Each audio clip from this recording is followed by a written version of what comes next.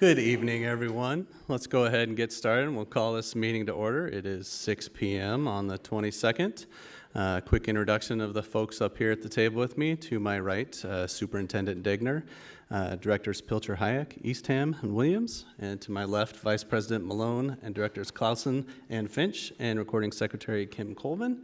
And I want to just get right into our agenda because the first thing up is our education showcase, and I'm very excited to do this. I don't know if, Matt, are you leading us off with anything? Oh, she's ready. She's coming up. I think she's on her way up, so All right. We'll just turn it over to her. Thank you. Can you hear me okay? Hi, my name is Jackie Biger, and I'm the teacher librarian at Lemmy Elementary School. And before I give my more formal presentation, I just wanted to take a moment and thank you all for continuing to support the renovations at the elementary schools. Especially at Lemmy, I was so positively impacted by having a renovated library with walls and beautiful dedicated space for all the students. And I would like to invite any of you to come visit anytime you would like. I'd love to open my doors to you and have you see where how that renovation looks. Is really, really wonderful.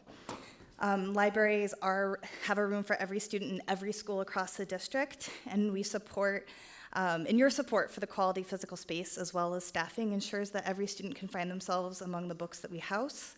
And I am really grateful and I'm really proud to work in a district that recognizes the importance of libraries for academic and social emotional growth.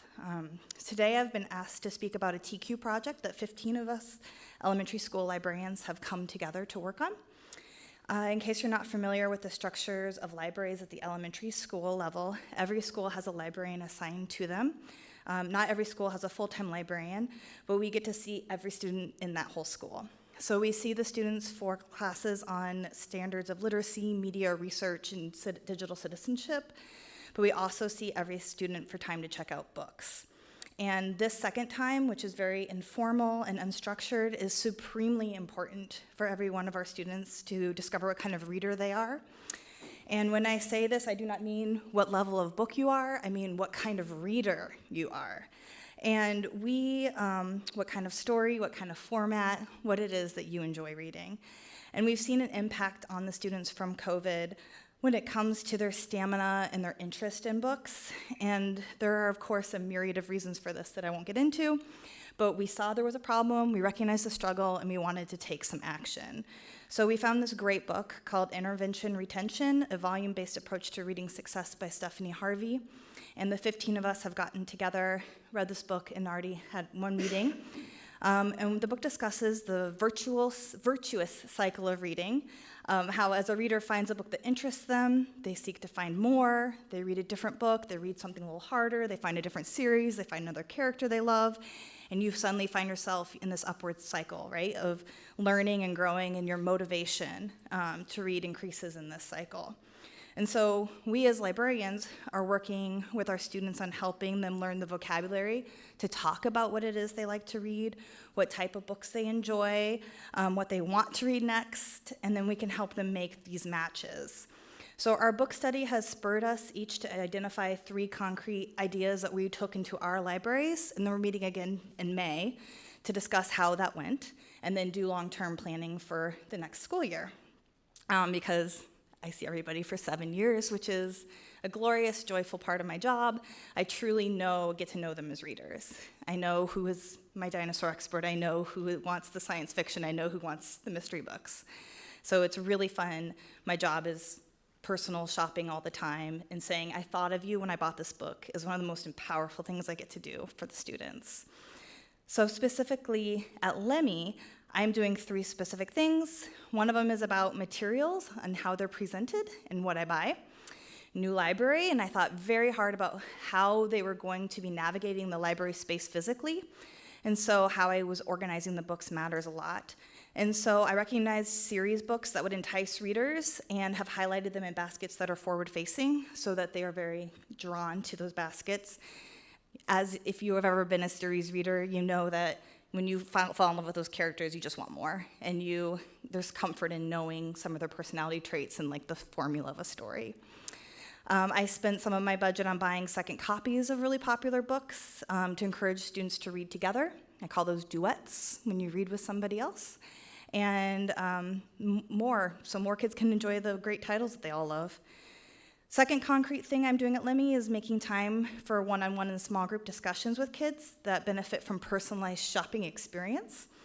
And so I pull a whole bunch of books that they've already read, I pull books I think they would like, and I have kind of like a pain scale that you might see at a doctor's office, but some of them are more fun than that.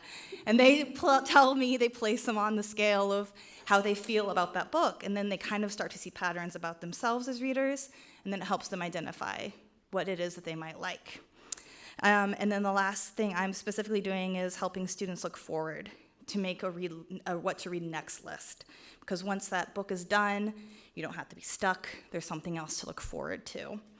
And I just can speak specifically to what I'm doing at Limmy, because everybody, every school, every librarian has noted 3 different things that they wanted to do with their schools. I just wanted to leave you in thinking about 3 specific points of the library program in the Iowa City Community School District as we work to build culture in our schools that celebrates reading and recognizes the work that the kids are putting in to learning about themselves as readers, that we as librarians, we work to maximize access to quality print and digital resources. We champion and support the reading life of every student, and we nurture curiosity to develop a reading passion for learning. And the final thought I want to leave you with is the idea of rigor. And there's a quote from the book that really struck with me, and rigor isn't achieved by giving a student a harder text. Rigor resides in the energy and the attention that the reader brings to the text. So just thinking about how we can teach students to really be present and think about what they're reading as well. So thank you for your time. Thank you so much. I'm sorry. Quick question. I'm sorry. I caught the author's name, Stephanie Harvey, but can you repeat the name of the book? Yes, I'm sorry, I talk really fast when I'm nervous. You're fine. I'll even give you the full subtitle as well. It's called Intervention Reinvention, a volume-based approach to reading success. Okay. Yes. Yeah. Any other questions? No, I just wanted to take a moment and say thank you, Ms. Boucher, for what you're doing and for kicking off this new item for us with the Education Showcase. We're trying to start our second meeting in the month with a positive story about things going on in our schools. And Ms. Boucher does a great job. I think a lot of you know my youngest attends Lemmy Elementary, and it's always cool when they have connections with the adults. But when one of those connections is with the librarian and you get to come home and hear stories about that, it's extremely special. So thanks for all you do and for kicking us off tonight. Thank you. Thank you.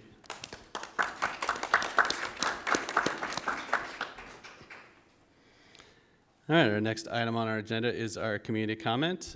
Just a reminder that you will have 4 minutes to speak to the board, and I'll step up to the podium and please use the microphone. We have one commenter tonight, Thomas McInerney.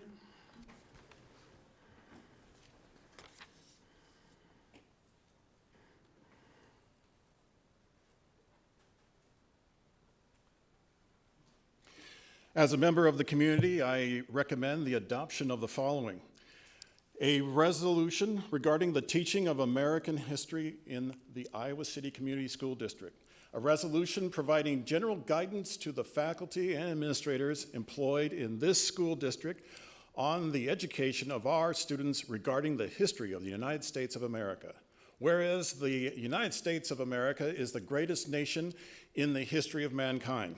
Whereas the philosophical, political, and cultural foundation born of and handed down by our founders has delivered to our citizens a land of peace, prosperity, and justice that must be preserved. Whereas, while the slavery found in our early years originated from Africa and Middle East, where it is still practiced today, the people of our nation eradicated that evil practice from our shores at great cost and set the example for liberty and freedom for the world.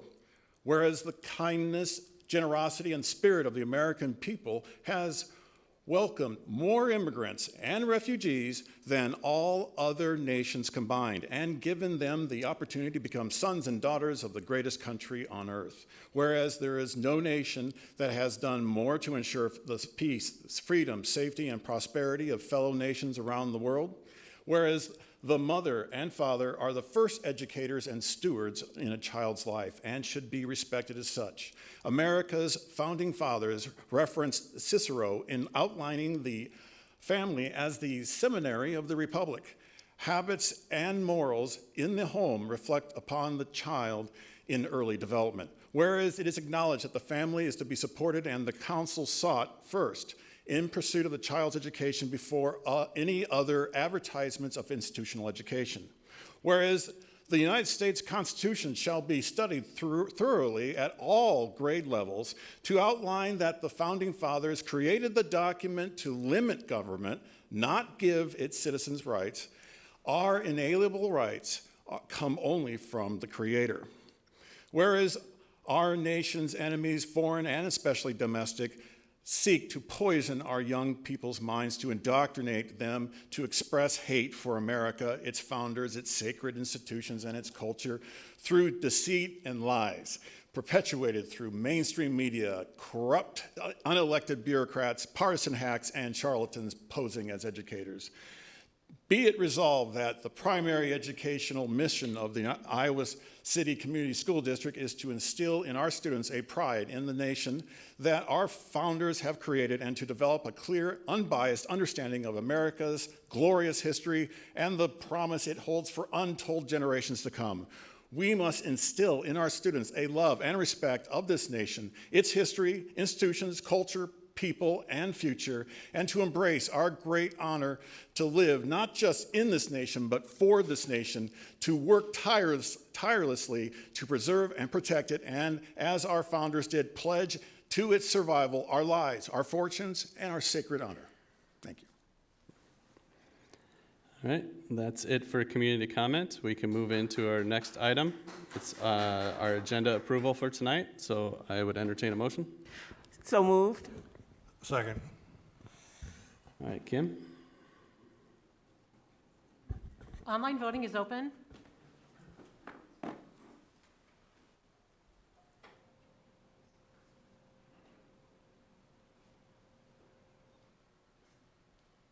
All votes have been cast, and the motion carries with all directors voting in favor.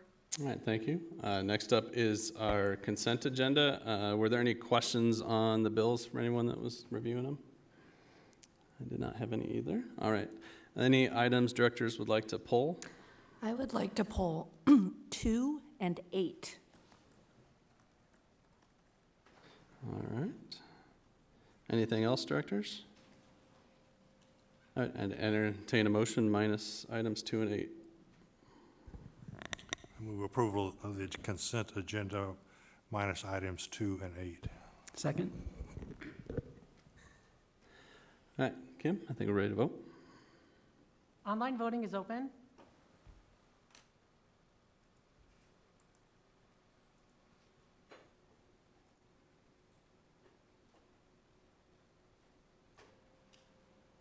All votes have been cast, and the motion carries with all directors voting in favor. All right, thank you. So let's take a look at item number 2, our minutes of our work session for March 8th. I wanted to pull that because we did get an email that hidden in those minutes are some really exciting news about preschool and the 2 pilot programs that we're going to run. And I think we also spent an entire education committee meeting talking about the preschool program and why what went into site selection, and I remember it was a quite robust conversation, but I can't expect all of our community members to sit through and listen to every single meeting that we do, and so I wanted to pull that and maybe just have Superintendent Degner, I'm still on vacation mode, so the talking is a little tough today,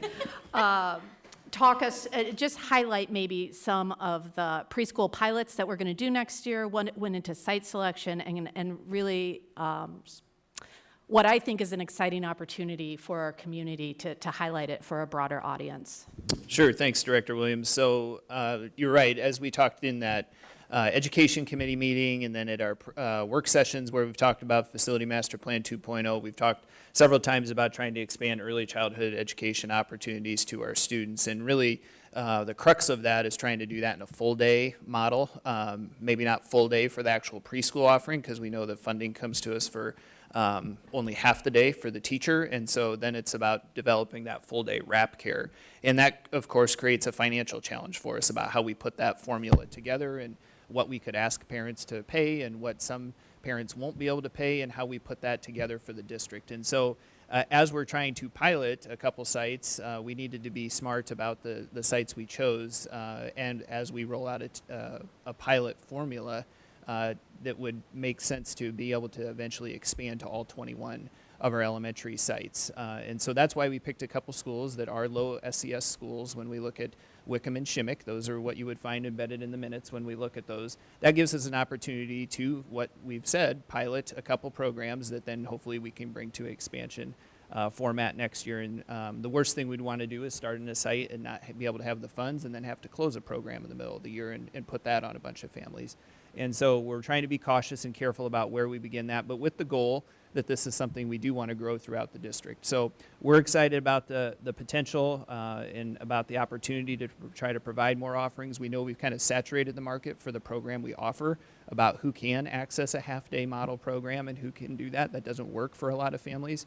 And so we're really trying to look at more of a full-day experience and, again, starting it in a couple places, but knowing that we have to create a model that can be sustainable across the board, while also not getting into a situation where if things don't go as well as we would like, that we'd be closing it on some families in the middle of the year. We definitely want to avoid that type of a scenario. Thank you. Any further discussion on that one? I'd like to commend Lisa for bringing this up and enabling us to expand our information that we're making available to the public. So. With that, I would entertain a motion for item number 2. I move that we approve item number 2. Second. All right, Kim? Online voting is open.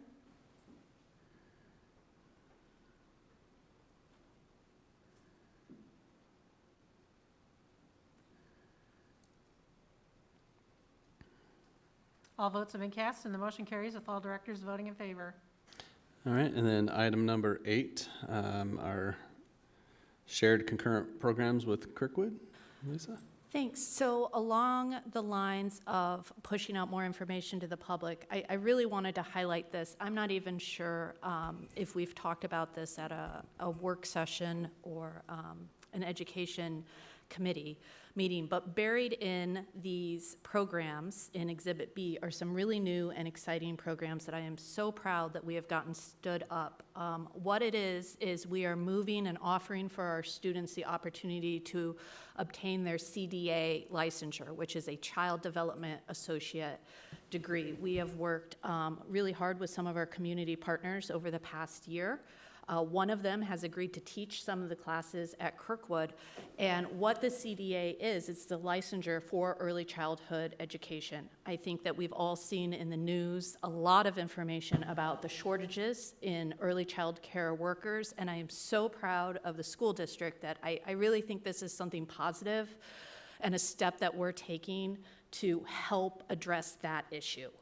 We're giving students a path who want to go into early child care and get licensing, which will increase their ability to find higher paid positions and better positions.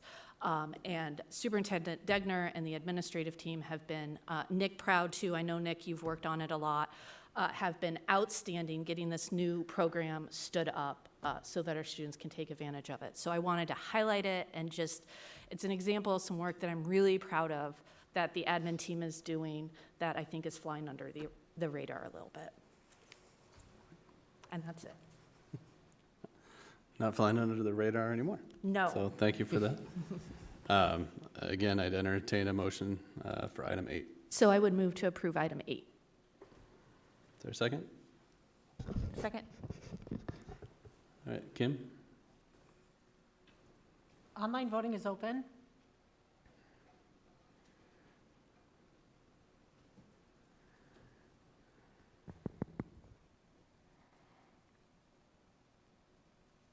All votes have been cast, and the motion carries with all directors voting in favor.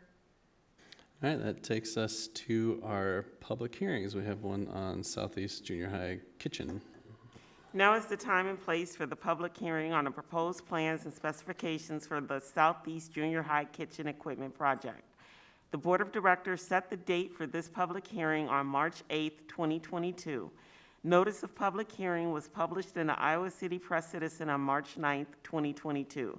The district will receive bids on this project at 2 p.m. March 31st, 2022 at the Facilities Management Office located at 1137 South Riverside Drive, Iowa City, Iowa 52246. Notice to contractors was published as required by law in multiple statewide plan rooms and on the Iowa City Community School District website on March 9th, 2022. Are there any questions from the board? Are there any questions from the public? All right, that closes the public hearing. Takes us into our policy review. You'll see it's the 500 series that we saw once before already, and then it will appear again in our action items. There were a couple of changes since it was brought to the board the last time, and I think it's in the kind of the physical education part, specifically taken out the BMI place, or BMI line was cut out after that discussion.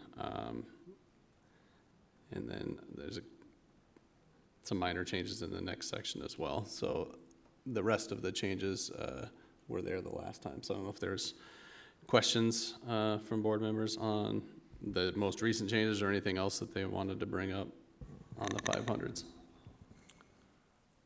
Sean, I don't have a comment about the changes. I would just like to make a comment about section 502.9, which is entitled Interviews of Students by Outside Agencies. And the reason I bring this up is because I've been involved in conversations and in situations where students have been interviewed by law enforcement officers without parents being present. And that's been a source of some concern to many community members. So I just wanted to point out that in this section of our policies, under paragraph 2 of this section, law enforcement officers can request to interview students, and those requests are routed through the principal's office. And it's the principal's responsibility to determine if that request for an interview is to be granted, and it's also the principal's responsibility, generally, prior to granting such a request, to contact the parent or guardian to inform them of the request and ask them to be present. However, the wording of this paragraph doesn't actually require, and it's not a district policy, as I understand it from this paragraph, that parents or guardians be present when their students are interviewed by law enforcement officers. And Matt, sorry to put you on the spot, but or anyone else on the staff, if that's the interpretation that we should have. So is the question, Charlie, that technically the parents wouldn't need to be present? It just says that the policy stating that the request goes through the principal and the parent or guardian to inform them of the request. Are you asking for a clarification on if they need to be physically present? Yes, and if the policy actually, if it is our policy that a parent or guardian has to be present for their student to be interviewed by a law enforcement officer. Yeah, no, that's not our policy that the parent would have to be present. Okay, thanks. I think we did discuss this a little bit. I obviously there's always examples, right? And I think one of the examples we talked about, something happens outside the school, out in the parking lot, and police might be there talking to a student, and nobody's even aware that it's happening necessarily. And so there are times when it's hard to intervene in that sense. I think the idea is, if they're coming into the school and say, hey, we would like to talk to a student, I think that's where, we have that chance to intervene and decide what's appropriate and what's not. So there was some discussion specifically at P&G on that policy, but Great.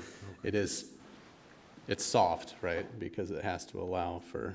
Yeah, it's got to allow for different some things. wiggle room. We did check this with legal counsel. We kind of specifically talked in P&G around the term generally and what made sense there. In the third paragraph, it does talk about child abuse investigators, and sometimes, of course, law enforcement are involved in those situations. Sometimes there could be emergency situations.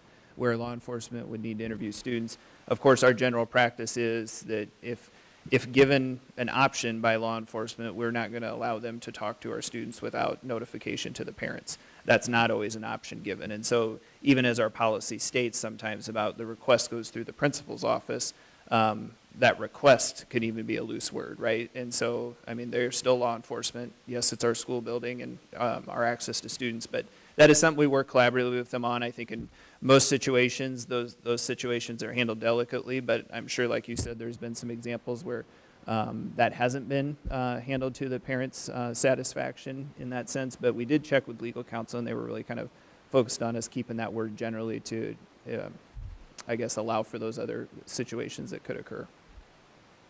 All right, thanks for the discussion. And I did forget one other thing. There was a question that we received on, it's 50115 G1, which is, the G1 is a form, which is not, I don't think it's, you can actually link to it from our PDF here, but you can online.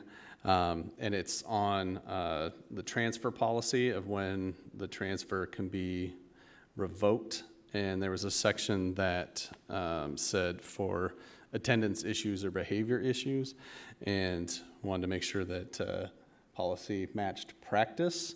And it was from the recommendation from administration, it would be to strike the behaviors from that line because they're not doing that.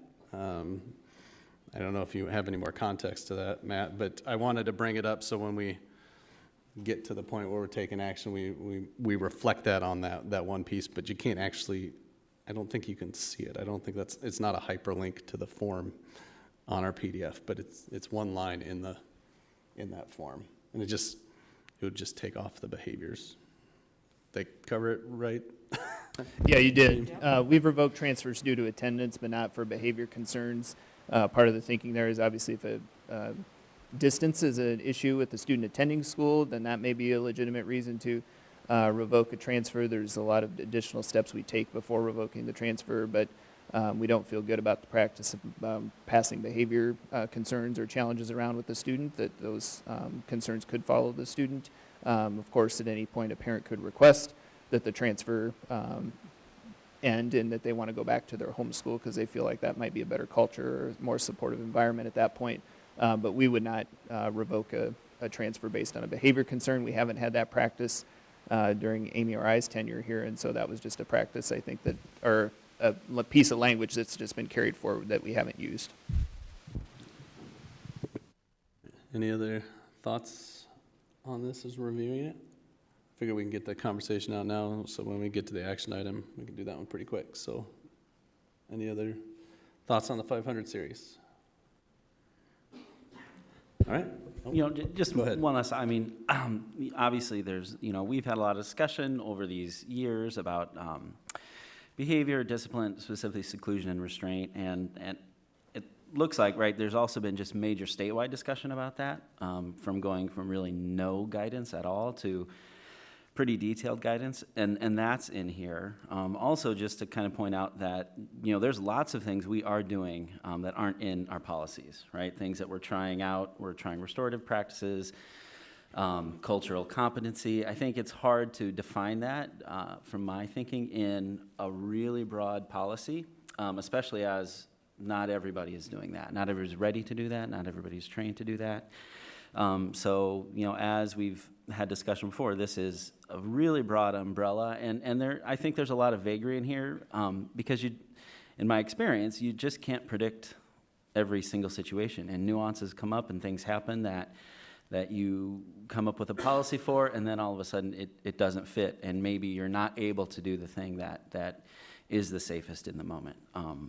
So I just like to point that out, that these are a really broad umbrella, and also we are working really diligently, putting a lot of staff time and effort into reforming this, right? So we don't suspend kids at all. So we don't seclude kids ever, you know, that we can get to that place where those really are our goals. So we're making good progress, and I think that if it doesn't show up here, it is showing up in what's actually happening on the ground in a lot of our schools all over the district, so. I think that might be a little teaser for our equity update in a second here. Oh, okay. All right. All right, so let's go ahead and move on to our discussion items.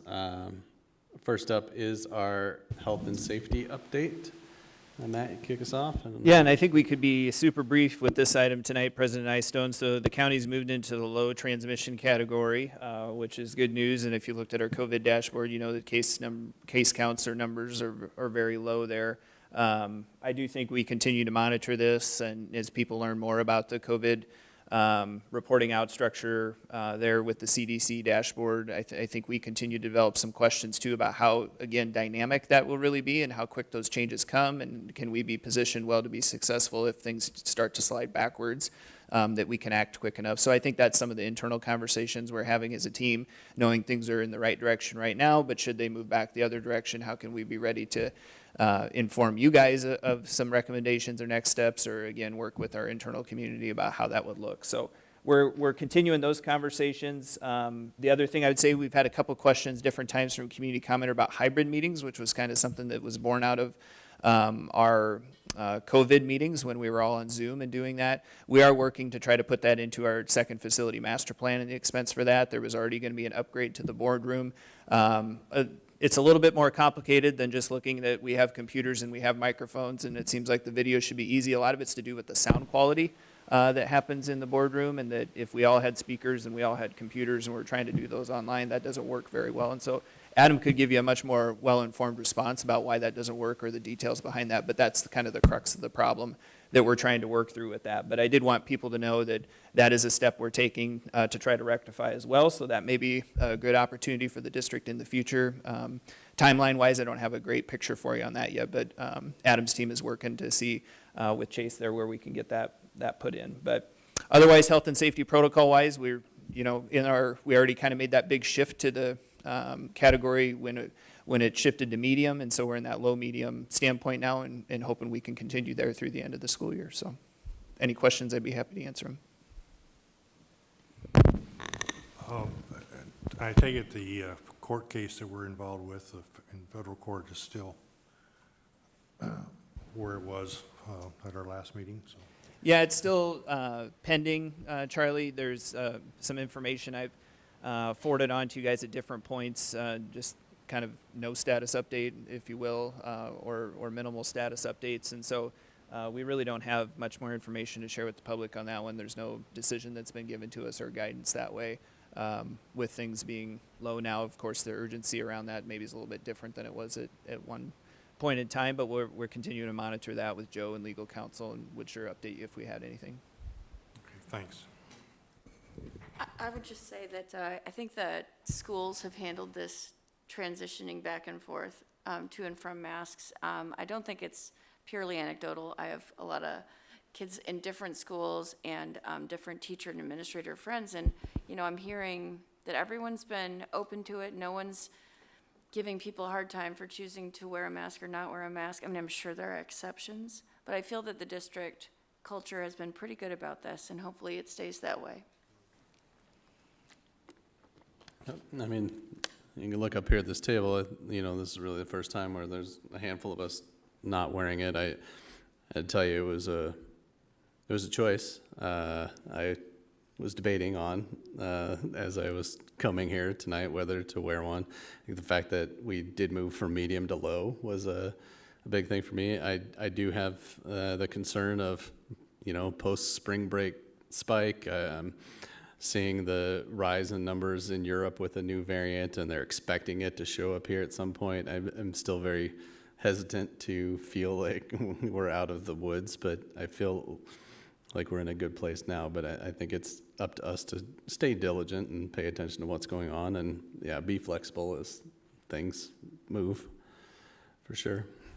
Is the district still encouraging vaccines? Is that still, I'm not sure, are we still messaging that out about when they're available? I mean, you did that for a long time and it was really good. I just wondered if we're still doing something like that? Well, yes and no. I guess we haven't really sent a health and safety communication in a while, so it is with all of our communications when those do go out, but we haven't had a reason necessarily since the last change to communicate anything out. We still continue on the website to encourage vaccines, stay home when sick, you know, those same things we've encouraged throughout. So it's there on our different resources you'd look at, but we haven't actively had a message that's probably went out to that effect in a while.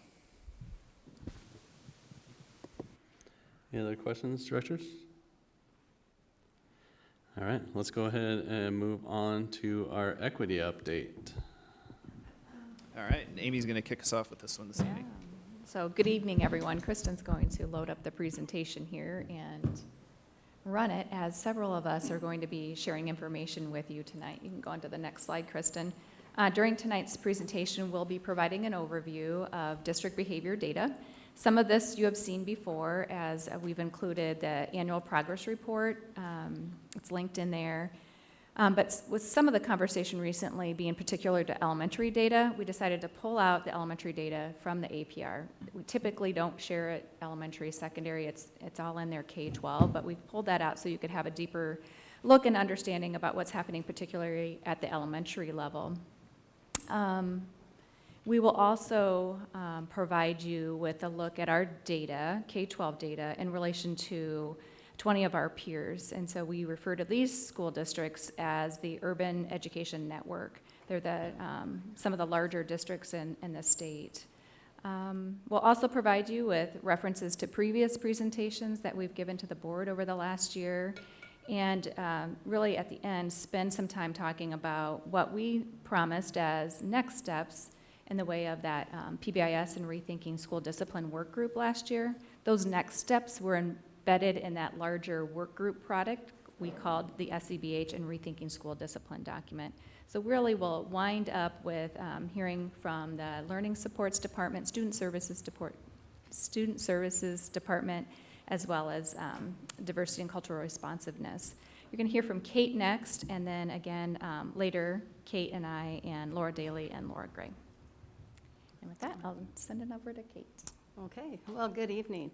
I'll take the next few slides and share some data with you. You may recall in the annual progress report, there are two graphs, one that shares information on suspensions and then one that shares information on office referrals as well. And from those graphs, you'll see a decline in both areas, office referral and suspensions over the last 5 years. That data that is in the APR actually is K through 12 data, and what we have done is taken just the K-6 data that we'll share with you tonight, and it's broken down by grade levels and then also categorized by the type of suspension. And so the first set of data that we're looking at is from the 2018-19 school year. And with this data, you'll see that there's a total of 282 suspensions. And this actually represents the total number of suspensions. Some are multiple suspensions for the same students. So 163 students have been suspended out of the 7,752 elementary students enrolled in school. The next chart that Kristen will share with you is an overview of the district behavior data. Across the top, you'll see the different types of behaviors that students were suspended for, and I'll define those just very briefly, some of them, and some of them probably don't need a lot of defining, although I'm happy to give that to you. So the first category is disorderly conduct or verbal aggression, and verbal aggression actually refers to a verbal confrontation aggression that may or may not be mutual. Generally, this is highly disruptive and takes place for an extensive period of time. DINDD, that stands for defiance, insubordination, noncompliance, disrespect, and disruption. And as you know from conversations over the years, this is that area that really seems to be a little more subjective, and we've really worked on reducing from the very beginning. The next area is harassment. Then physical aggression. Physical aggression is when a student engages in actions involving serious physical contact. So this may be hitting, punching, hitting with an object, kicking, hair pulling, or scratching. This would also include assaults on either student or staff. Fighting is when students engage in mutual fighting, so two students equally involved. Criminal mischief is when a student participates in an activity that results in damage, destruction, or misuse of property. And then we have theft, and then also weapon-related suspensions. So as you can see here, in 2018 and 19, we have a total of 282 suspensions. 174 of these are in school, so that's what the ISS represents. And then 108 represent the out-of-school suspensions. And I guess when I look at this chart, the one thing that I note is the majority of those suspensions are really falling in within that physical aggression and fighting category during the 2018 and 19 school year. All right. Then the next set of data that we have for you is from 2019 and 2019-20. From here, you'll see we have 156 students that were suspended out of the 7,830 students enrolled, which make up 103 total students, again, because some students were suspended more than one time. You see here there is a reduction of suspensions from 282 the previous year to 156, and we really focused in at this point discouraging suspensions, especially for kindergarten through second grade, and we started utilizing language saying that it was highly unlikely to suspend a student in kindergarten through second grade, but permissible. And then for all elementary students, really worked on increasing interventions for students rather than suspensions. So in the 2019-20 school year, you'll see for in-school suspensions, we have 82, out of school 74, with total suspensions at 156. Our next set of data is from the 2020-21 school year. And we have 50 total suspensions that represent 41 students out of the 7,417 students that are enrolled. Now, again, you're going to see a reduction of suspensions, and it's more significant this year, but that's probably also not just related to our efforts, but related to COVID as well. So during this year, for in-school suspensions, you'll see 27. Out of school is 23, with a total of 50 suspensions district-wide. And I'll hand that back over to you, Amy. All right, so now we move into the district behavior data portion where we've done some comparison with our UEN friends or UEN districts. I just want to give credit right now to Adam Kurth for being the one to bring all this data together, and the data that we're referencing can be found on the Iowa Department of Education's website. So the first document, Kristen, if you would open this, they're all kind of set up, these first two documents are set up the same way, in that you'll see here that it includes information ranking amongst the 20 UEN districts, as well as removals per student, and then total number of events. So as I thought about, what to share or point out tonight, the first graph is all the in-school suspensions that have happened over the last 10 years for those 20 districts, and again, with those three areas in mind. The second graph is all of the out-of-school suspensions that were happening. So I thought about, what I would share, and I think the thing that I would just point out was, our rankings and what's happened over time and what was our range. So I'm just thinking specific to Iowa City with these next few comments, but for in-school suspensions over that time period, you see our range was anywhere from 13th out of the 20 schools to 17th.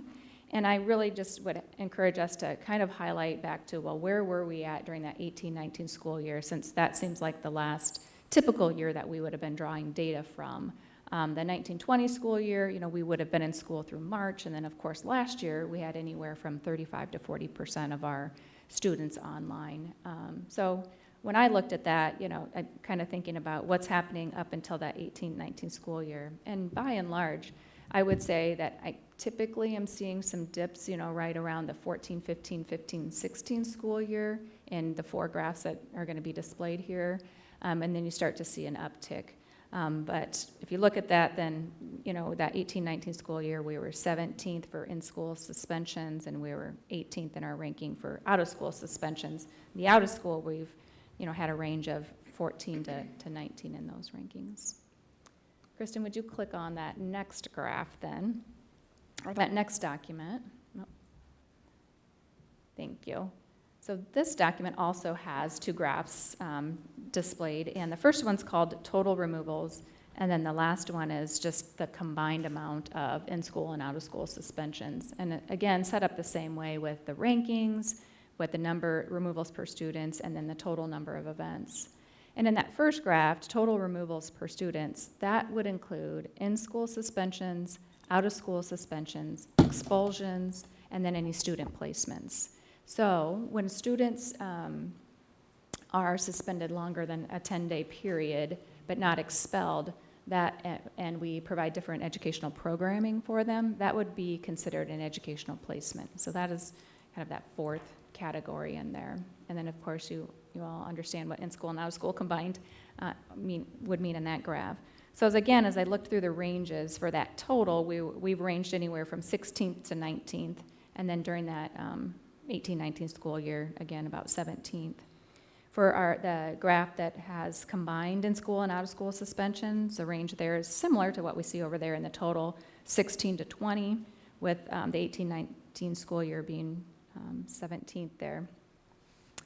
And then the last document that Adam actually drew together for us is around expulsions. And this one is not set up the same way, but it does show the number of expulsions in the last 10 years for all 20 districts.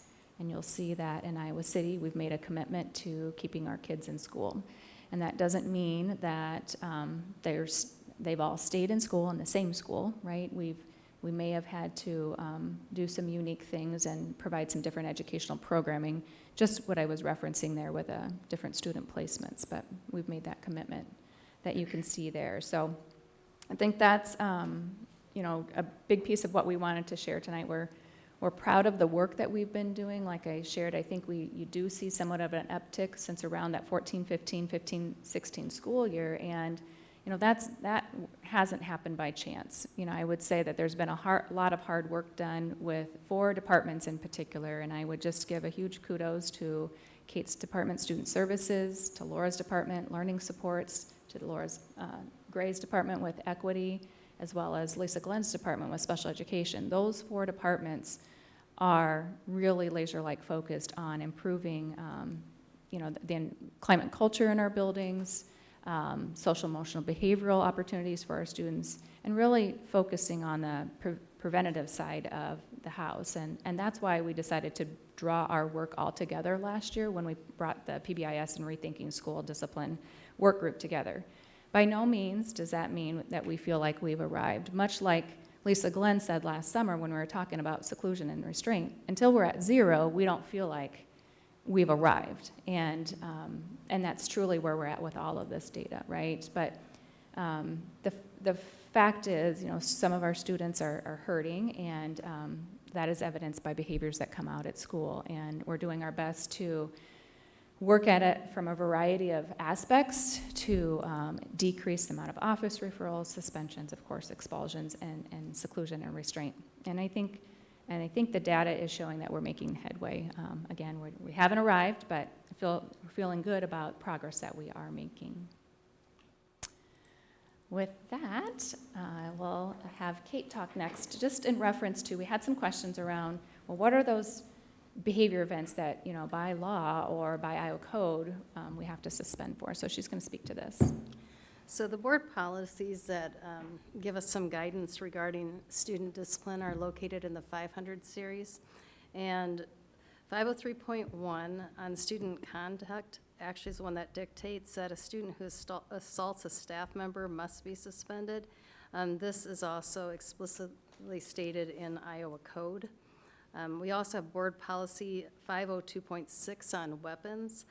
This requires expulsion for certain types of weapons, with the superintendent retaining the authority for this to be modified on a case-by-case basis. The 500 series also has other policies specific to suspensions, expulsions, seclusion, and restraint, et cetera, that give us some guidance as well. Just to also note, this year we have taken a strong stance on racial slurs. That strong stance has also included more out-of-school suspensions than we've typically have had in past years in that area. So Amy's going to Dave. share Yep. an Thanks, Kristen. overview of the work. And this is really just a recap of the various presentations that we've provided over the last year or so, and just a reminder that, we do the regular updates at the board meeting, but have, put together some pretty detailed presentations over the last year, whether it's been about, seclusion or restraint, or just in general, our social emotional behavioral health supports. And we really talked to you last summer about tiers 1, 2, and 3 and what that looked like, how we were supporting students. We included our work group product, the PBIS and Rethinking School Discipline work group product that we actually call social emotional behavioral health and Rethinking School Discipline there. And then, of course, in November, we brought to you during the Board Education Committee meeting another little update. But tonight, this next slide, what we're getting into is that work group product, which is about 189 or so pages that is linked at the top there. And Christy, don't need to necessarily, well, there you go. We're okay clicking on it. Don't need to necessarily click on it, but pages 7 and 8 in there really outlined in a table the work that we had, there you go, thank you, the highlights from last year, the 2021 school year, what we were doing with that work group, some of the work that was being done. But then we were trying to forecast and make some promises. Oh, you were in the right spot. Yeah, I just jumped around, sorry. We were trying to forecast what we really wanted to get after in the 21-22 school year, and that's what you're going to hear from Laura, and Kate next, and then we, of course, even projected out a little further with the 22 to 24 school years. All right, with that, I'll turn it back over to Kate, then Laura Gray, and then Laura Daly. So within the Rethinking School Discipline Committee, we really worked hard on the DPP, which is now called the CBA, Comprehensive Behavior Approach.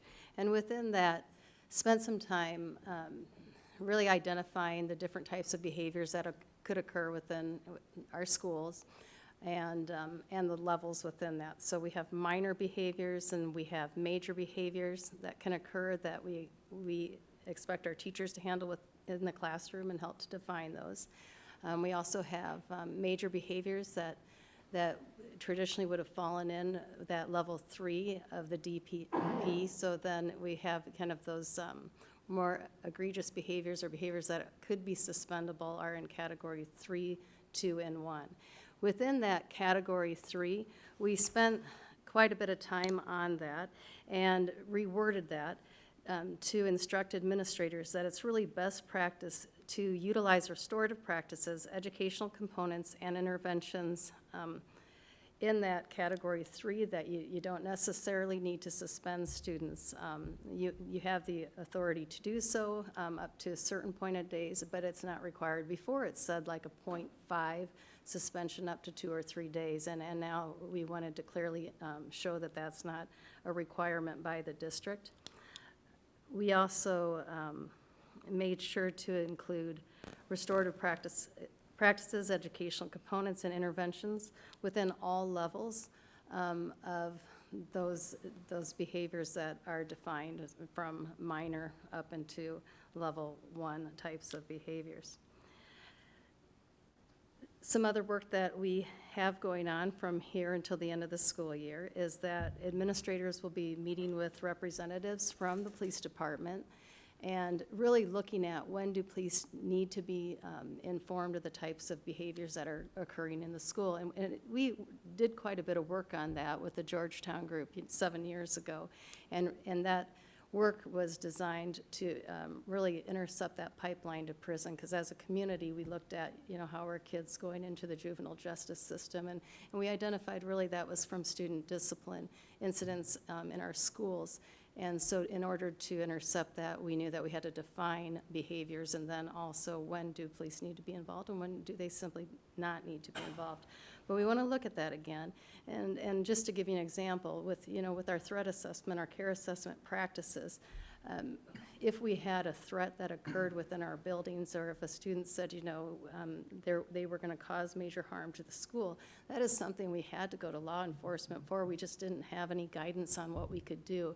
Now we have a research-based best practice that we can utilize to kind of identify how serious is this offense? Is this something that's transient, or is it substantive? If it's transient, then that means there really isn't a threat to the student population, and that may not necessarily require police involvement as it has in the past. So we just want to review all of those areas and make sure we're in line with what we need to do also legally. I mean, with any type of controlled substance, we're required to report that to law enforcement. But just to take a look at that again. And then also, I think as administrators have been learning about different interventions and restorative practices, other things that they can utilize, they've been more creative. So we want to really take a look at the types of behaviors that are suspendable and the length of suspensions that need to be imposed. And I would say another example would be, vaping of a tobacco product. We're getting more and more information of treatment programs for kids, and in lieu of a suspension, referring kids to treatment programs, and that would just be another example of the type of work we're doing. Mm-hmm.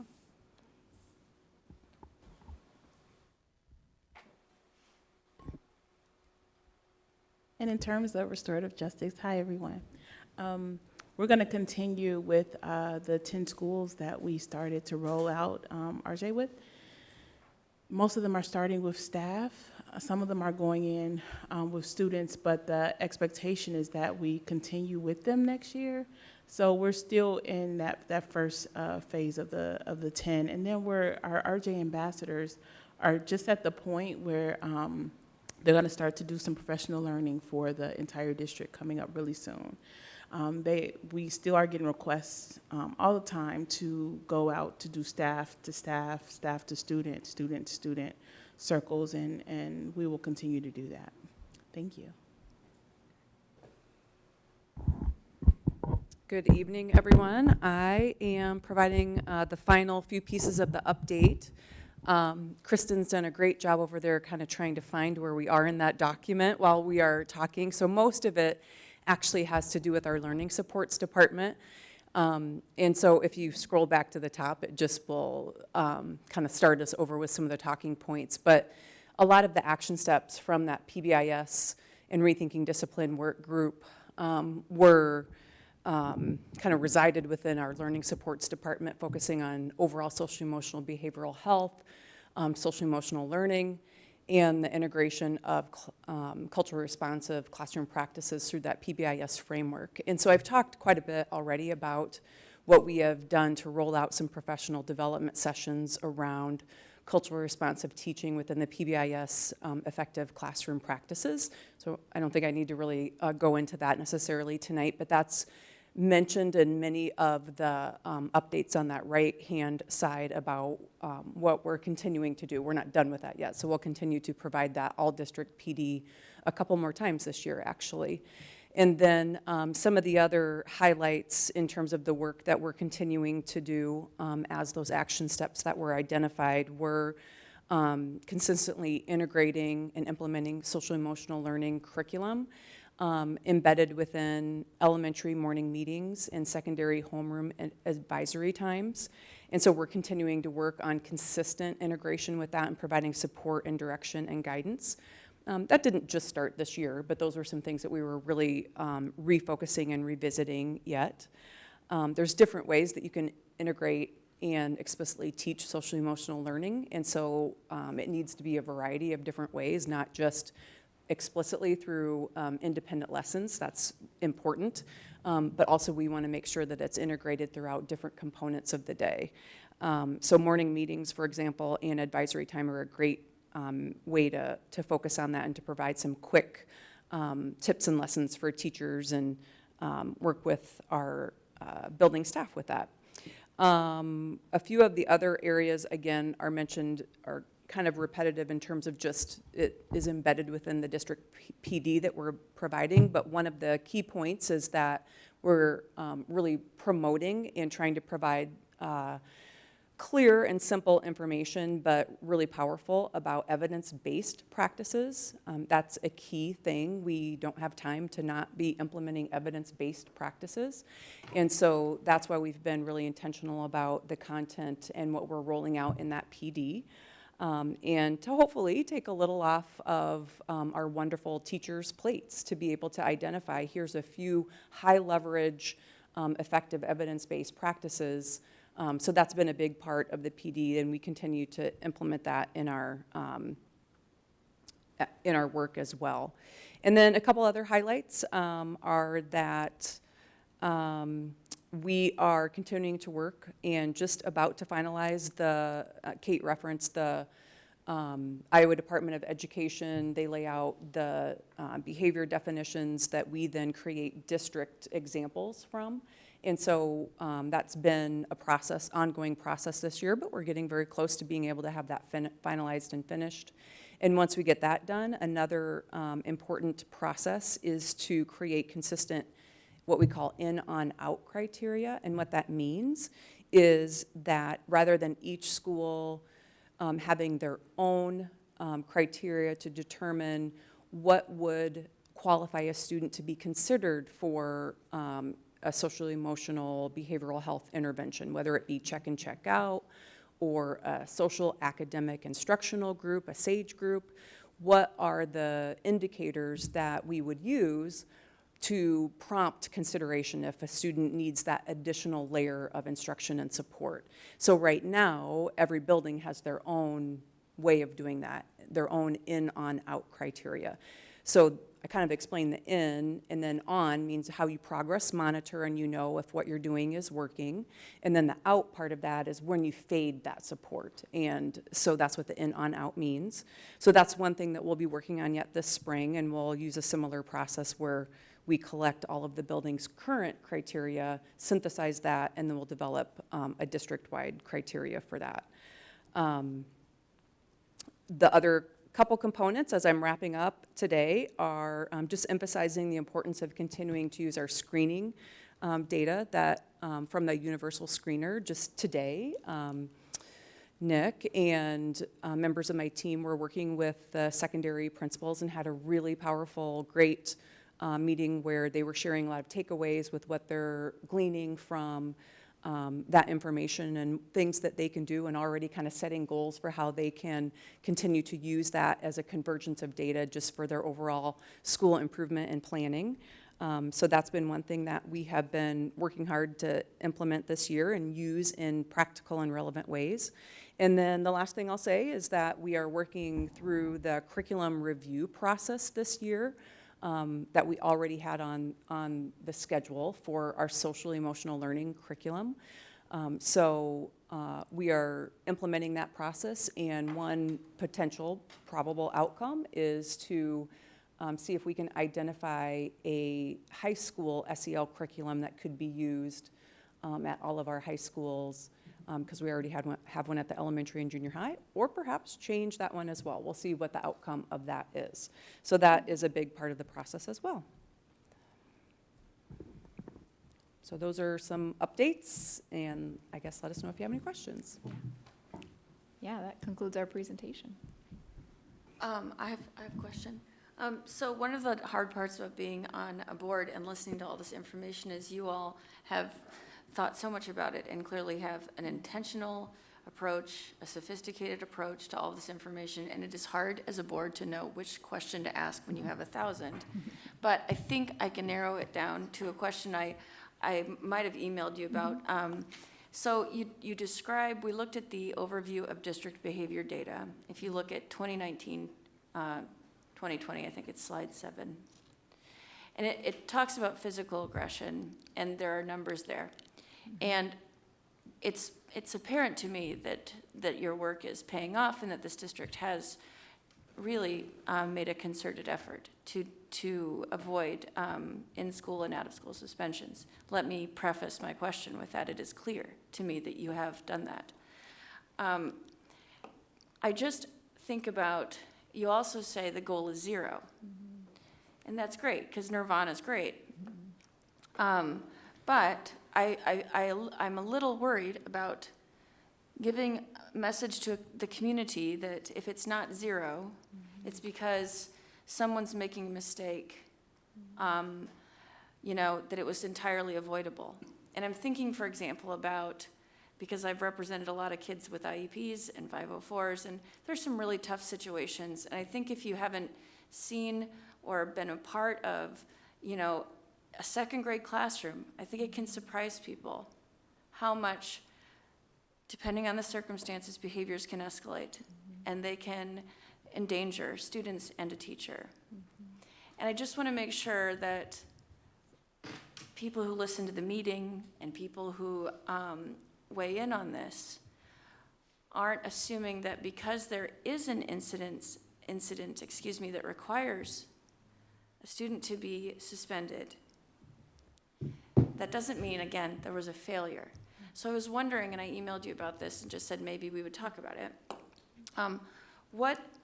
Would you be able to explain a situation where, when you have 78 total suspensions, which again, I'm not criticizing, and I don't know which one of you would feel most comfortable answering this, but, why does that happen sometimes? Because if people aren't used to being in the classroom where that happens, they may not understand what it really looks like.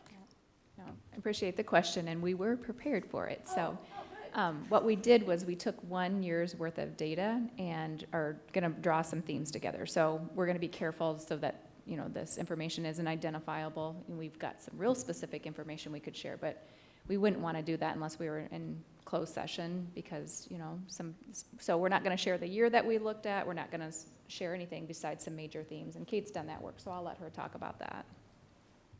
So as Amy stated, I just took a look at 1 year of data and the types of suspensions elementary students received in that given year. So in that year, and we saw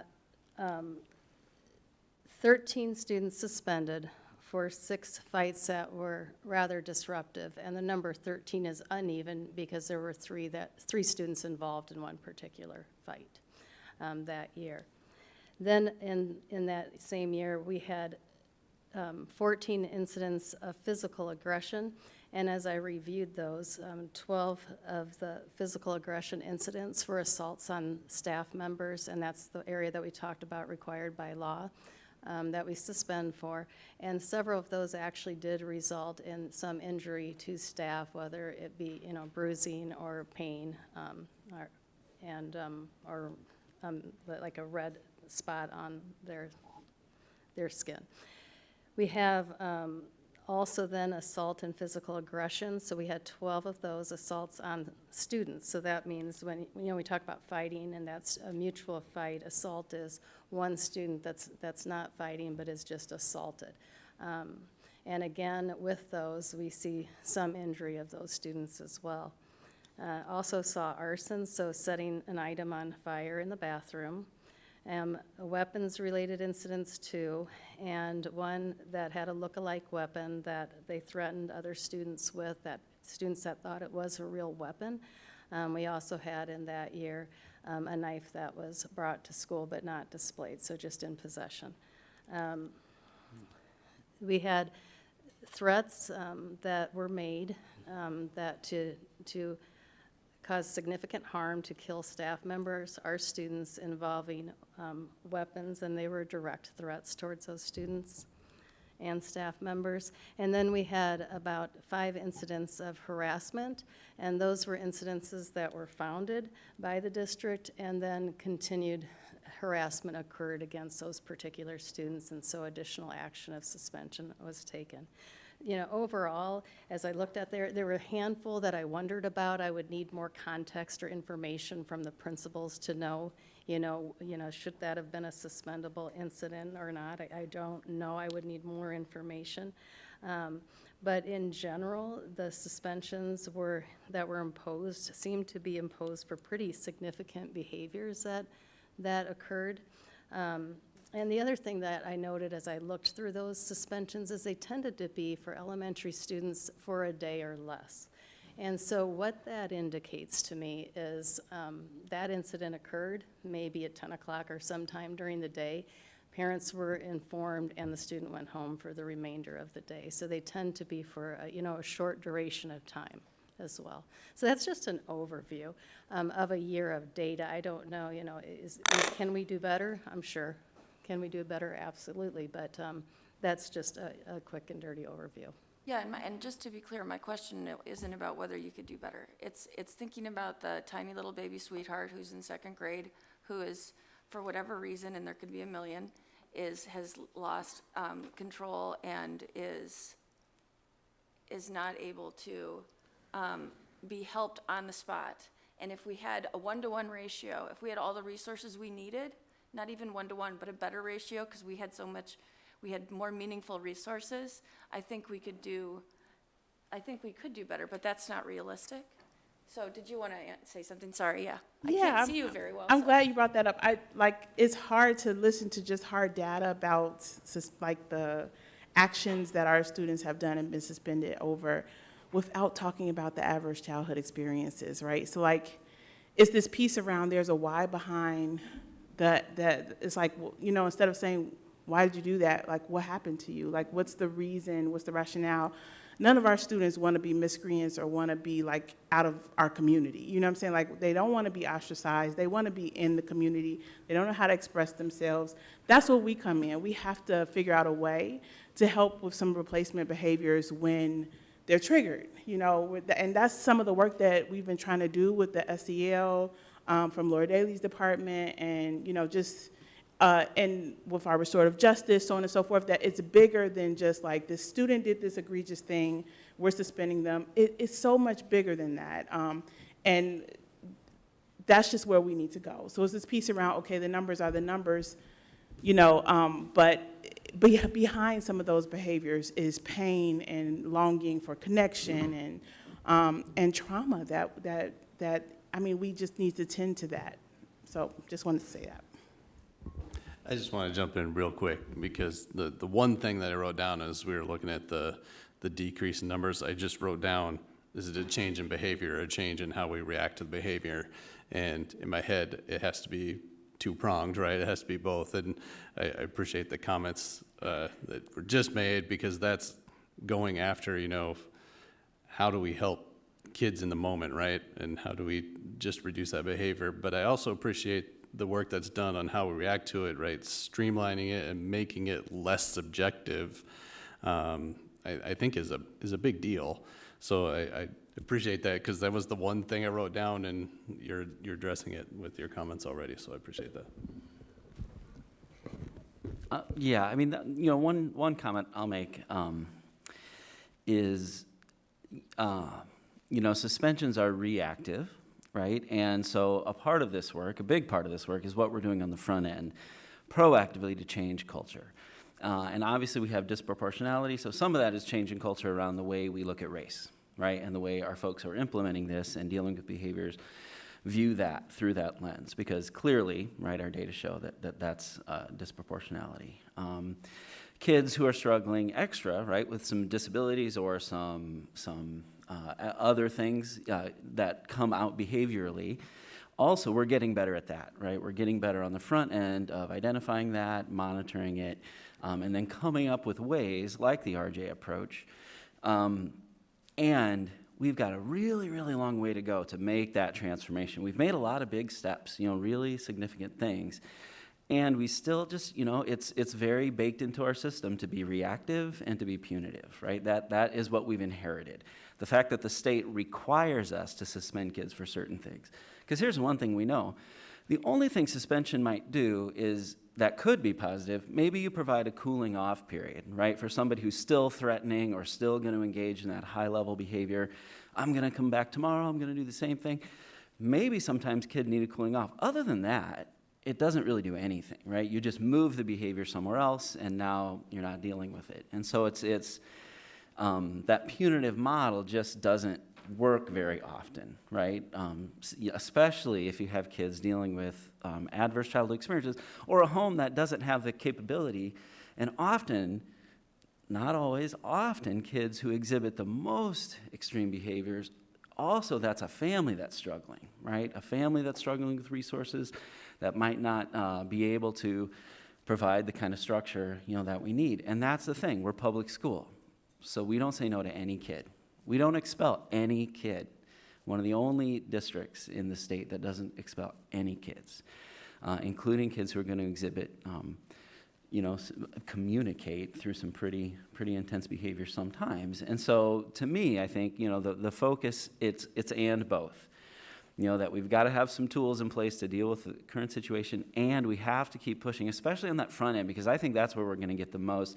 That's how I think we can get to zero, right? Is to have a culture that just understands behavior in a very different way, and then deals with that both proactively so that our kids don't feel the need, that they might have other outlets other than violence or physical communication that way, that they've been taught, that we've taught them, there's other ways to solve this problem. And so, when you look at circles, and Laura, I don't know if you can answer this, but if we could meet all of the demand, what would we need to, like right now we're doing it in 10 schools, but if we had the capacity to meet everybody who's asking for that kind of training, what, and maybe you don't have to answer this, but that's the question for us, what would that take? What kind of resource investment would that take to meet the people who are asking? Or look at our kids, right, coming out of the hospital, right? And you all know it, and I know it on the other end, that sometimes schools don't have an idea that they were in the hospital, right? Because there's no permission to divulge that HIPAA information. But they're still coming out of a really intense situation, and the only reason they might be out of the hospital isn't because everything is fine. That's not what keeps you there. It's that you are safe in this moment, and now we've got 12 other kids in the state who need immediate acute help. But then they show up to school, and they're not really ready. And so what can we do, right, to transition kids in? What kind of resources can we provide for the kids we know are vulnerable, the kids who are on our radar already, right, to provide that sort of process of transitioning, whether you're coming off of a discipline referral or a big-time incident at school, maybe you're coming out of a placement, maybe you're coming out of the hospital, right? What is that resource we can provide for kids to help ease them back in, to make sure they're ready, right? To take that time, because those kids, they might need one-to-one, right? That might need an adult right there, and there's no other way to do it, because you cannot show up to a school of 1,500 people and expect that any one staff member is available, right, to do that. What do you call it? We call it a community readiness plan at the hospital, right? If a kid has a behavior incident with us, we just want to make sure they do that community readiness plan to talk it through, give some commitment that they're ready to come back in. And I think, maybe that's something else we can do on this global scale as we move forward with all this work, to really give our kids the best support, because I think, the Nest is a good example at City. When you have the support in place and you're able to sort of staff it and keep it there, we have data to show, and we have the individual stories to tell that it works, that you can decrease the temperature in a building, that you can bring down the levels of anxiety, that you can support kids who have had traumatic experiences. And I'm really excited about this work. That was kind of my point. Like, it gets so dry and hard, but it is really exciting, because it really is changing culture and changing the way we look at some of these things that used to be just a throwaway, right? That's the attitude behind an expulsion or suspension. Like, for now, we're done with you. Like, we're just done. And that's not the approach we take in this district. We're not done with our kids. We're going to take them back. We're going to support them. So for me, it is exciting. It's very challenging, especially kind of being in this field and working with behavior. And it's complicated, and it's dynamic. And there are no answer is an easy answer. I think sometimes the kick them out crowd, that's what they want, right? They want it to be an easy answer. But none of these are easy answers. None of these stories are easy stories. And so sorry, I went on a little bit of a soapbox there. I told myself I wasn't going to, but it's hard for me to let this particular issue go without, a lot of nuanced conversation. But mostly thank you, and let's keep doing it. I just wanted to say thank you for your comments there, Director Clausen. As we look at this work and showing that comparison between those districts, that wasn't to toot our own horn or try to show that we're doing better than somebody else, because it's extremely complex for everywhere, right? But I think what that does show, it reiterates one of your last points, is we are not jumping to suspension. We are not jumping to those punitive reactions, right? I mean, that progress over the number of years shows the commitment of those 4 departments that Amy's showing. And I think that's the story we're trying to tell, is that sometimes I do think there's a narrative that gets told around public schools or public educators around what they are jumping to. And sometimes we have poor examples where that happens. We have 14,000 kids and 2,000 staff. We're not going to pretend that we get it right every single time. But to paint themes that that's the option we jump to is just not accurate, and it's not supported by the data that you see reflected there. It just isn't supported. And so that isn't something that this school district is doing or that we're committed to. Do we make mistakes? Yes.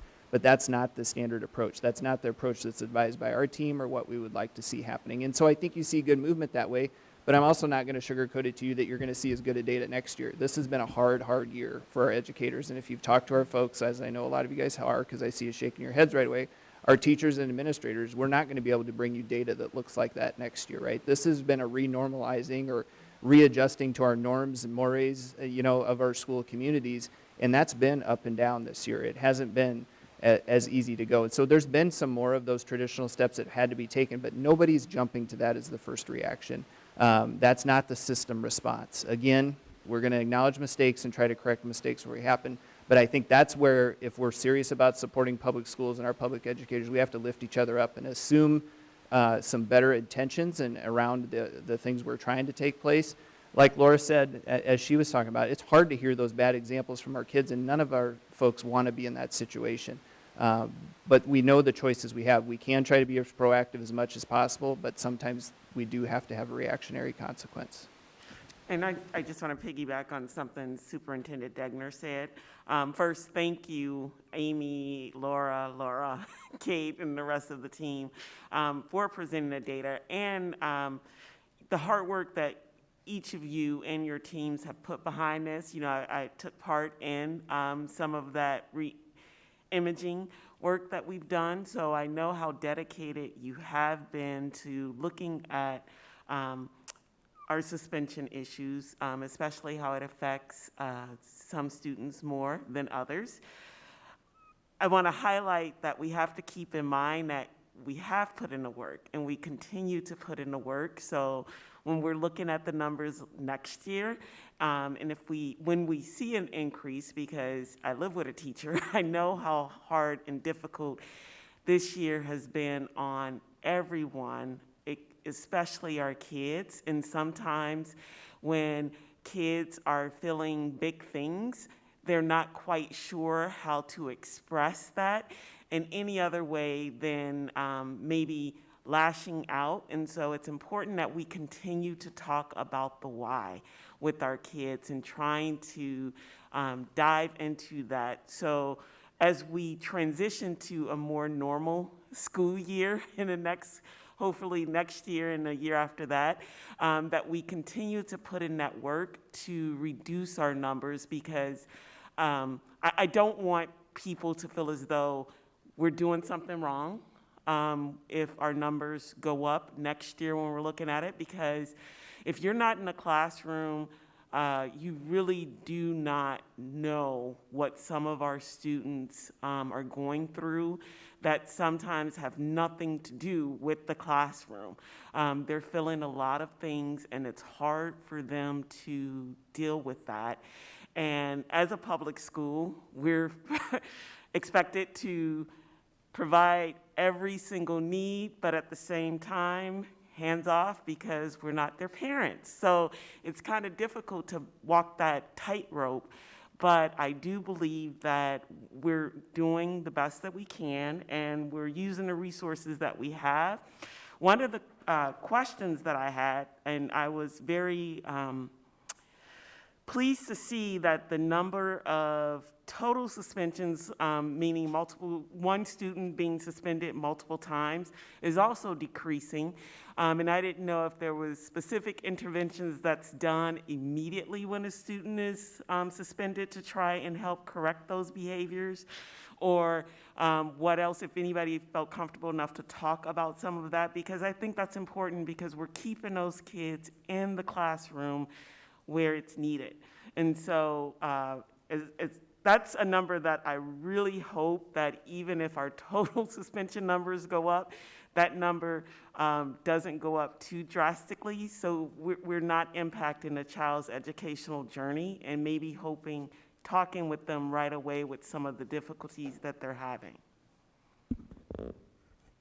I'd jump in, and I don't want to steal too much of Lisa Glenn's thunder, but of course, if we're considering suspending students that are entitled individuals, we have to think about holding behavior manifestation meetings, and that then process would have them looking at the individual's IEP, thinking about what that behavior intervention plan looks like, whether there needs to be changes there, that sort of thing. So that's for our entitled individuals. I would hope that I can't tell you for sure, without having some further conversations with building principals, but one would assume that if a student's having multiple suspensions on the gen ed side as well, that there are additional steps and measures taking place. We want to make assumptions that our students that are receiving suspensions have at the minimum a tier 2 intervention happening for them. If not on the general education side, also potentially a tier 3 plan. If we've gotten to a point where there's something that's happened that's deemed suspension worthy, we have to be thinking about how we're supporting the student differently. I just want to briefly thank the team, which I know is Amy and Laura and Kate and Lisa, because since I've come on the board, I've seen all of you and many other people work so hard at this. I also was part of the reimaging group and sat in on some of those meetings, and the work that I've seen you all do has been thoughtful and careful, and really moving us in the right direction. I appreciate that the goal is 0, but I don't think that's realistic, and so I just want to, that's not my goal. My goal is to continue the work on the path that you've set us for. And as a board member, when I see you doing the work as thoughtfully and as carefully as you're doing, what I turn to then is to look at the data to see if we're in line with our, sister schools. And I know that we didn't use it to toot our own horn. I appreciate that point.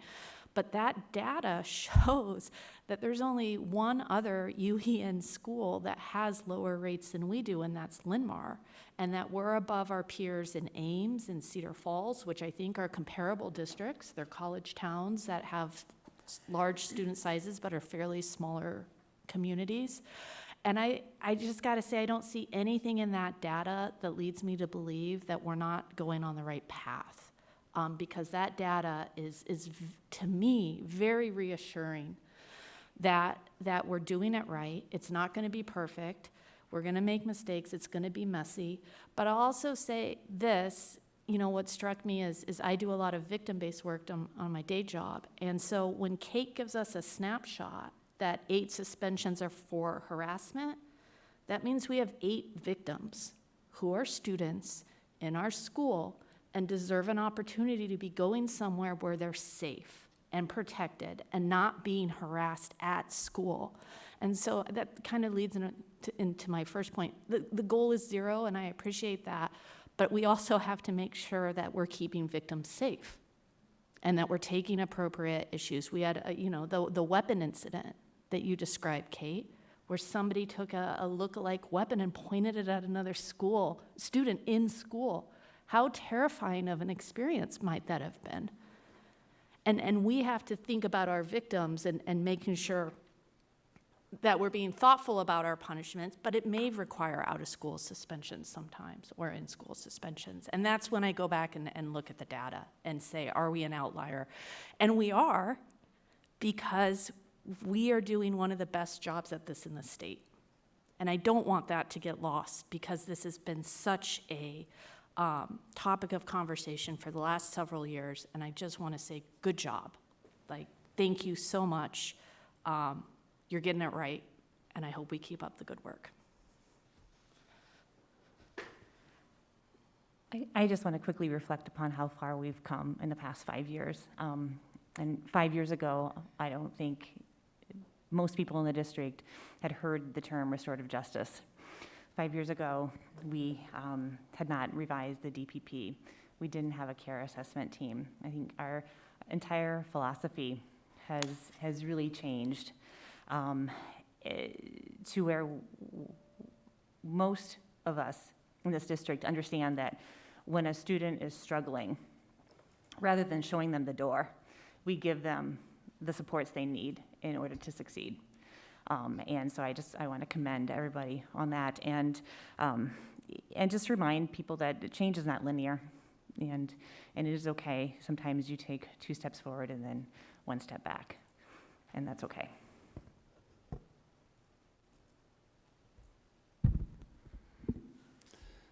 All right, I don't want to cut anyone off because that's good discussion. So I will also thank the team. This is great work, right? But if there's nothing further, let's move on.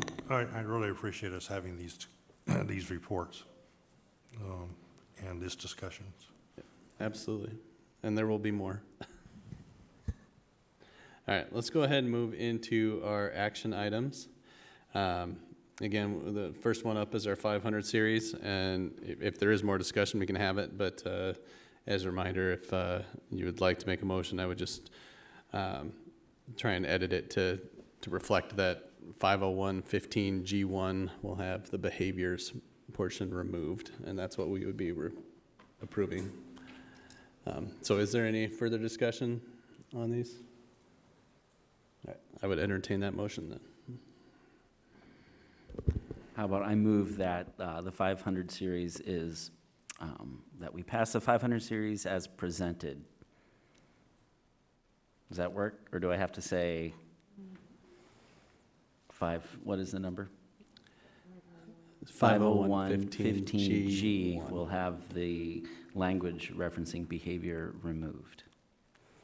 Second. Kim will pretty that up for us, and then we can take a vote.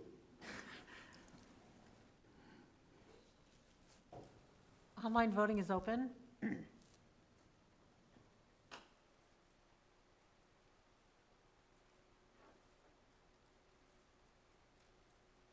All votes have been cast, and the motion carries with all directors voting in favor. All right, next up, we have our certified budget and property tax rate. I assume I'm kicking it off to Les. Yep, go ahead, Les. I'd just like to highlight a couple things in the various documents that are presented in the board packet. First of all is the projected tax levy that's being published is an 8 cent per thousand increase over the prior year. However, due to the rollback that's provided by the state of Iowa, the actual impact to most residential property owners will be a slight decline for their school tax portion of their levy. Again, that's because the rollback went from 56% to 54%, round numbers there, from last year to this year. So that number fluctuates from year to year, so it could go back up next year and it would impact us in an adverse way, but that's out of our control. So I'd just like to point that up. Even though that the rate is up, the actual levy will go down slightly.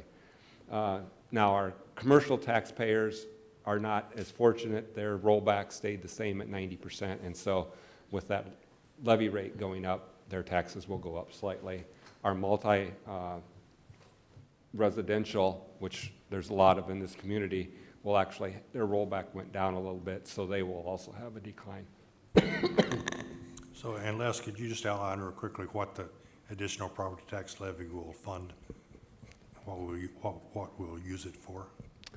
Well, you will use it to fund the general fund with all your salaries and utilities and everything else to operate the buildings. It includes all of the debt service levy to pay off the bonds. It provides the management levy for insurances and the early retirement program. So there's a document in the materials that shows all of the various levies that it does fund. So, but right. all of those programs are fund, as well as the PEPL. If you recall the last meeting, you approved the PEPL life cycle.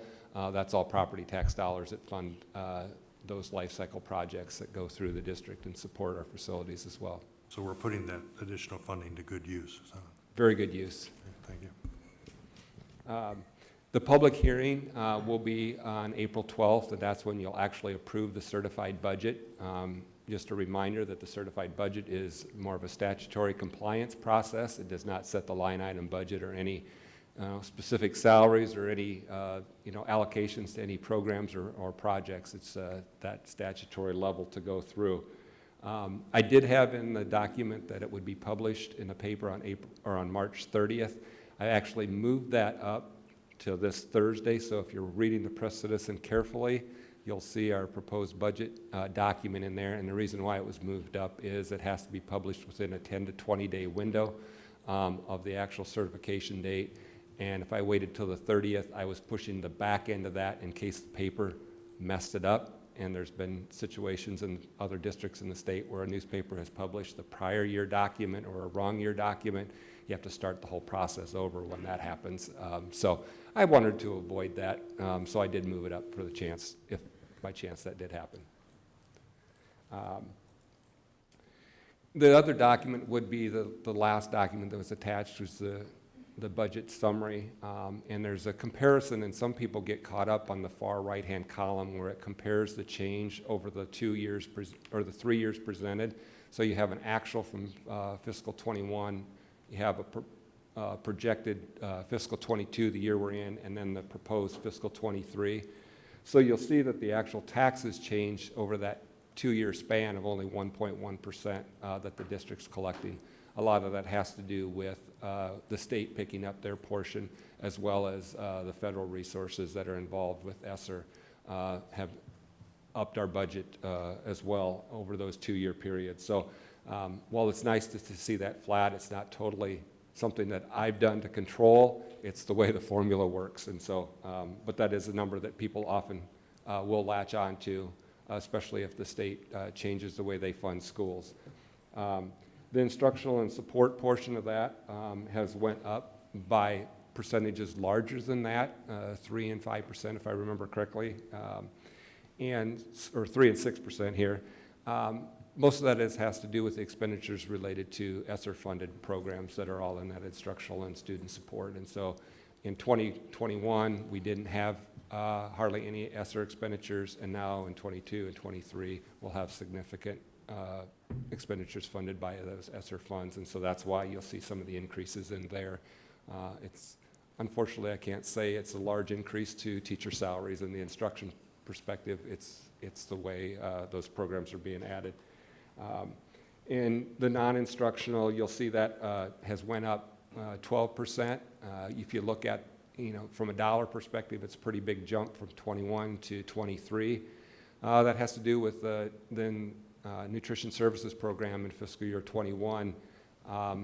We were in a hybrid method and online for portions of the year, and so we weren't serving any lunch, so we didn't have any expenditures for food for a big portion of that, or we were only serving food to 40 to 50% of the kids at a given point in time, so that reduces the expenditures. So now it's projecting back to a full level of the full model of the nutrition program, so that's what's on that line. And then also the large drop in the facilities line. That's because of the wind down of FMP 1.0, and we haven't ramped up into FMP 2.0 yet. Some of that will happen in fiscal 23, as we've had in our previous discussions, and when that happens and we know where that's at, that'll become part of a budget amendment that happens in May of 2023 to reflect that exactly where we're at. So. With that, I'll entertain any questions, but I think Matt probably has some comments that he'd like to circle around on as well.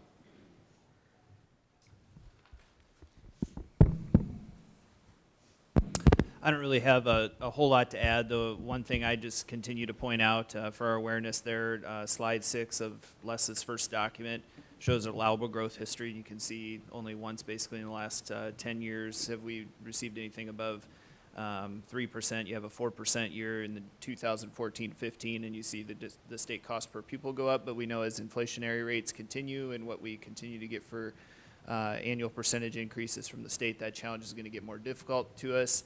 Last time that Les did a major presentation to you, we kind of showed you that the fund balance and some of the health that we're restoring to the budget, which is a good thing, but we also don't want to create a misnomer that we have a lot of extra money to spend, right? Knowing that those inflationary costs are going to be there, knowing that we have a lot of ESSER positions to move out of the budget, we have to be very cautious as we travel through the next few years so that we don't end up in a really significant budget cut scenario.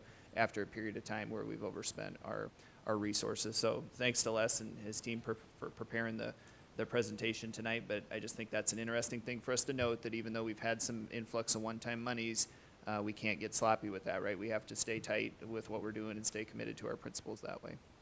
And just to further reinforce what Matt just said is that the Revenue Estimating Conference met last week and put their projections for the rest of fiscal 22 and fiscal 23 out. And they basically have flatlined the rest of 22 and made a slight decline in 23, and even a preliminary projection for fiscal 24 that's went down because of already some of the impacts of the income tax reductions that will impact the state's budget. And so to Matt's point about seeing what our allowable growth has been, history has been, I don't want to come with gloom and doom, but it also reminds us that we need to continue to be vigilant in our practices as we go forward, given that outlook that the state's already provided. So, Any questions from directors? I liked the executive summary document. That was really readable for those of us that don't do what you do. It's very helpful.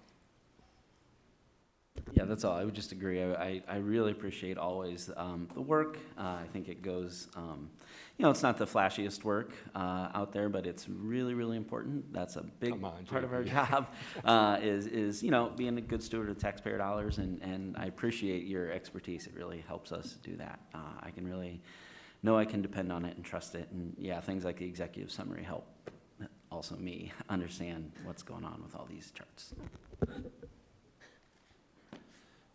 All right. If there's no further questions, I would entertain a motion. I move that we pass the superintendent recommendation for FY23 certified budget and proposed property tax rate.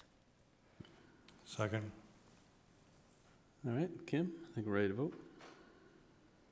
Online voting is open.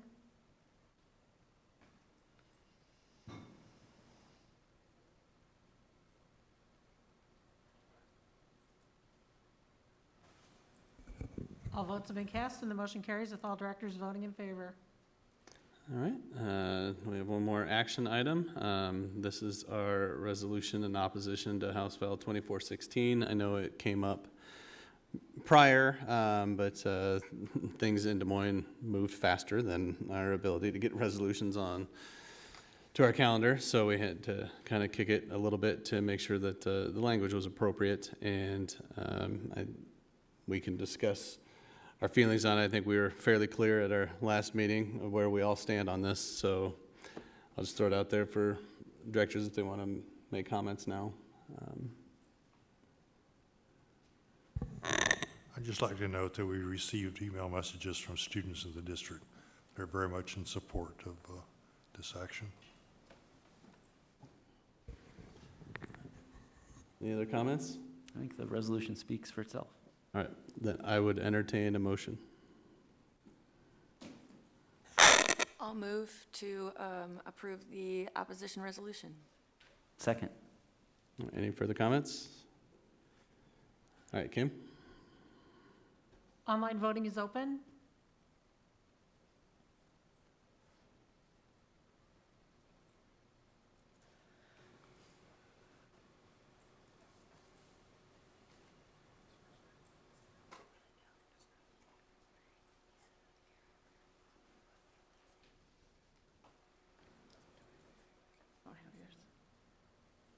Sorry, I know where it went.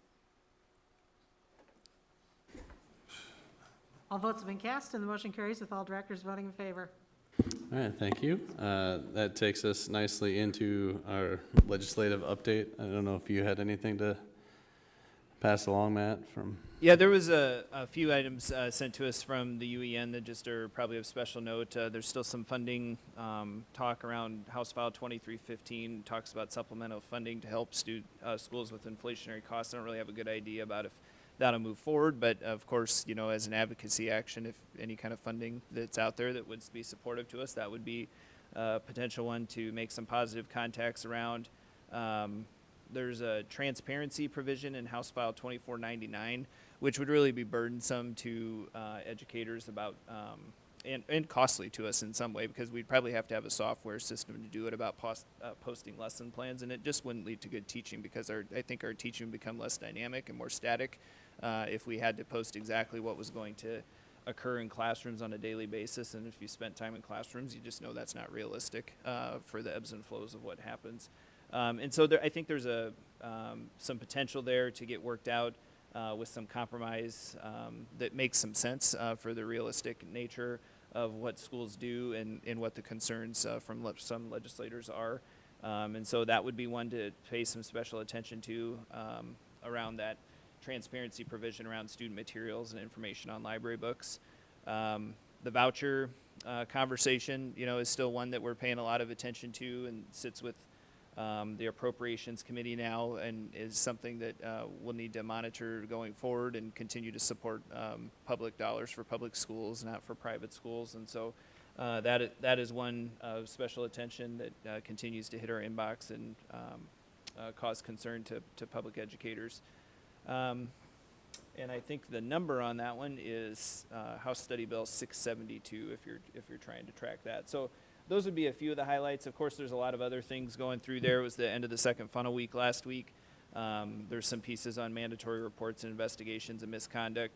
The concerning part of that originally rested, if you remember, when the legislators talked to us about criminal charges for educators not reporting. I think most of those penalties now have been compromised around some civil penalties for not doing sufficient reporting to the BOE for instances of misconduct. So I think they're making progress in some ways around some of these bills and getting them closer to, but we still obviously have concerns around some of the parts I talked to you about or let off with. So any questions for me? I was reading a little bit about, it sounds like there is a fair amount of opposition to the voucher bill because, like we've always said, that the rural and urban districts share that it's a difficult situation for everybody. So I feel good about that. But what I was hearing was that as it's kind of moved along, they've taken little snippets out of other things that sort of died on the vine, and they're trying to cram it in there. Some of the things that we have thought were dead. And so I think it's, as you said, important to keep an eye on it because things change and all of a sudden something will reappear out of nowhere, which is a little scary. So while the main crux of it with the vouchers sounds like there's plenty of opposition to it, there might be other stuff that finds its way through, and that scares me a little bit. We'll get an update about that on Friday too, right? Yes, thanks for that. I should have mentioned our next legislative forum is Friday at 4, so we'll do it here in person again at the back of the boardroom here, and we'll have a chance to get a further update about that, so thanks for the reminder. Anything else, folks? All right, so we can move on into our agenda setting. So our next meeting is on the 12th. And we have, our student representative update, ICA updates, and sort of our regular stuff. We do have our public hearing there. And we do have we're going to take a look at the FMP 2.0 timeline as we discuss, actually taking action on it to, feel pretty good that we have a path forward. I know that there's other things that we're trying to get in. I know we're working on a work session, and we're getting to that time of needing exempt and closed sessions as we talk about negotiations, things like that. So I'd be leery to pack too much into meetings because I know we got to save some space there. But having said that, are there other things that we need to try and make sure we get on there? I think for in advance of the meeting, we'd like to plan on a closed session and an exempt session. So just to put that on people's radar, we can send through the language, the appropriate language that allows for the closed and the exempt sessions. But I think that would be in advance of the regular meeting. And the other one that we need to come back to is scheduling the mental health work session, whether you'd want to do that at the first April meeting or the second one. You guys could have a conversation about that and let us know where you might like to place that conversation to. And then Ed Committee is the only other one I just put on people's radar. Remember, will be the third Tuesday of the month, and we're trying to do a CTE kind of sequence there. I've talked to JP about that. For April and May, we'll have 2 different CTE items and get out to some different sites for that. Just as a matter of housekeeping, we have an operations committee set for 5 p.m. on the 12th, but I can think of no reason why we need to do it. So Yeah, we and can that's just kinda take that off the calendar. What I wondered, because we had the last work session, we were going to bring the FMP for approval on the 12th, and so there wasn't really a need for that ops committee. So if you're okay with that, Director Williams, then I think, yeah, we could. Totally okay Okay. with that. We can talk, I suppose, offline a little bit about how to get that work session in. I know I want to give it its due diligence, right, and have the time, and I don't know if we have closed exempt in a board meeting to try and have a work session, that's a lot. And I don't know if we'd give it its full due. I'm spitballing, like wondering if maybe it can be paired on the ed committee meeting where we have an ed committee and then have a work session wherever we happen to be at, because the ed committee meetings are generally shorter and we might have fresher minds, or we could kick it to the next week, but then we have a P&G ahead of the regular board meeting that week as well, so we end up with another long night, so. I'm And you just guys throwing could give it out some there, think but- time too about when you'd want to have that. Maybe by the time we've had the mental health work group meet a time or two, and there's a report out from that, based on knowing we've already shared a lot of SEL conversation and mental health support data with you in the district, that might be more something substantive for you to get some feedback on and respond to at that point too. So if you wanted us to hold a meeting or two that way, and then come back with a suggested date rather than kind of having a nebulous time right now, we could definitely do that as well. Makes sense to me. All right. Was there anything else that directors or the team want to see added to the 12th? All right. If not, that brings us to the end, and I would entertain a motion to adjourn. So moved. Second. All in favor? Aye. Aye. All right. Thank you, everyone, for your time.